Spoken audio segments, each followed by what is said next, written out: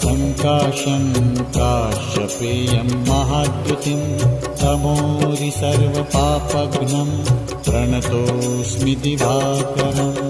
ॐ ह्रां ह्रीं ह्रौं स्वः सूर्याय नमः। ॐ ह्रां ह्रीं ह्रौं स्वः सूर्याय नमः। जपाकुसुमसङ्काशं काश्यपेयं महाद्युतिं तमोरि सर्वपापघ्नं प्रणतोऽस्मि दिवाकरम्। ॐ ह्रां